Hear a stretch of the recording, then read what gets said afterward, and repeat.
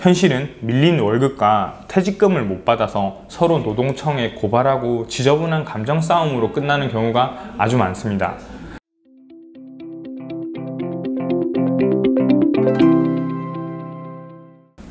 안녕하세요, 게임 캔버스 9번일입니다. 이번에는 회사 이야기를 해봅시다. 예전에 대기업, 중견기업, 스타트업 영상에서도 언급했듯이 어쩔 수 없이 스타트업에 가야 된다면 빨리 해를 피하고 탈출하는 방법을 알려드릴게요. 우선 스타트업을 여러 번 경험해본 당사자로 학생들한테 웬만하면 추천하지 않습니다. 월급이 밀리거나 사수가 없는 등의 이유로 중견기업 이상을 항상 제가 추천했습니다. 스타트업이나 소기업도 분명 장점이 존재합니다. 다른 곳에서 하기 힘든 중책을 맡는다거나 프로젝트 하나에만 집중할 수 있어서 자금만 받쳐준다면 사활을 걸고 제품을 출시할 것이기 때문이죠. 제가 학생들한테 스타트업을 비추천하는 이유는 괜찮은 스타트업을 판별할 수 있는 눈이 없기 때문이에요. 찾아보면 분명 괜찮은 곳이 있어요. 신입의 입장에서 괜찮은 스타트업을 어떻게 면접만으로 판단할 수 있을지에 대해서 정리해봤습니다. 앞으로 제가 알려드리는 질문은 신입 면접자가 면접관에게 한다고 해서 예의에 어긋나는 것이 아닙니다. 늘 이야기하지만 면접은 갑과 을 관계로 하는 것이 아니라 장기적인 비즈니스 파트너를 찾는 거예요. 만약 이 질문을 한다고 해서 면접관이 불쾌해 한다거나 말을 하기 꺼려 한다면 그 또한 피해야 할 스타트업인 거죠. 입사 후에 쎄한 징조가 보이면 빨리 도망가는 것이 상책입니다. 월급 몇 푼 더 받는 것보다 소중한 건 우리의 시간이죠. 자, 첫 번째 피해야 되는 스타트업의 특징은 가족으로 이루어진 회사입니다. 임원이 가족이라고 무조건 나쁜 건 아니에요. 오히려 투자 시장에서는 경영진들의 결속력을 좋게 생각하는 경우도 가끔 있습니다. 하지만 업무에 선이 없는 회사는 항상 경계를 해야 됩니다. 가족끼리 지분을 나눠 갖고 끼리끼리 해먹는 회사는 꼭 피해야 되는 거죠.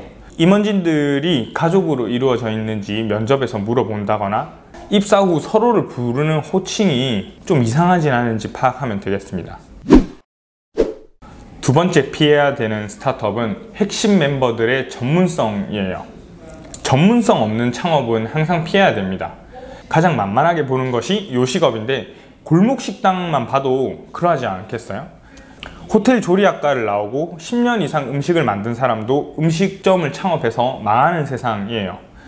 대표와 임원진들이 돈이 많아서 창업한 것인지 전문성이 높고 이루고자 하는 바가 명확해서 창업한 것인지를 파악해 봅시다. 세 번째, 데드라인 없는 일정. 이거는 스타트업에 들어가서 어느 정도 일을 해봐야지 느껴질 텐데요. 스타트업이라고 주먹구구로 일정을 잡고 개발해서는 안 돼요. 트렐로나 슬랙은 해도 그만 안 해도 그만이에요. 프로세스는 사람이 구축하는 것이지 프로세스가 사람을 만들지 않습니다. 마감 계획 없이 무작정 주먹구구로 제품 개발만 한다면 완성되지 못할 확률이 큽니다. 네 번째 피해야 되는 스타트업, 자금 계획이 없는 경우. 자금 계획이 없다면 회사가 아니라 동아리입니다. 당연하게 자신들이 판매할 제품의 계획은 그럴싸하게 준비해놨을 거예요. 스타트업은 제품을 만들기도 힘든데 제품을 만들고 난 후에 마케팅 계획이나 자금 운용 계획이 부족한 경우가 많아요. 개발자 출신의 대표나 아티스트 출신 대표, 그리고 기획자 출신 대표도 크게 다르지 않습니다. 한쪽으로 전문성을 쌓아서 사업에 대한 자신감이 생겨서 스타트업을 하는 것이겠지만 자금 운용은 처음 겪어보는 대표가 많을 거예요. 허황된 계획을 세우고 있진 않은지, 그 계획이 실패됐을 때 플랜 B, C는 무엇을 가지고 있는지에 대해서 질문을 해야 합니다.